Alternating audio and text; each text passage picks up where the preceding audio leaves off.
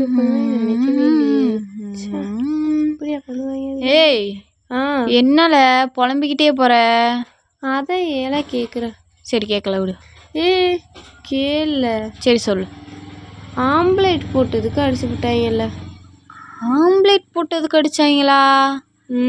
ஏய் நீ கரெக்டாக தானே போட்ட, இல்லை லூஸ் மாதிரி போட்டியா? கோழி முட்டையில் தானே போட்ட?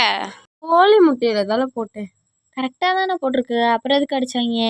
ரொம்ப யோசிக்காத, நானே சொல்கிறேன். சொல்லு.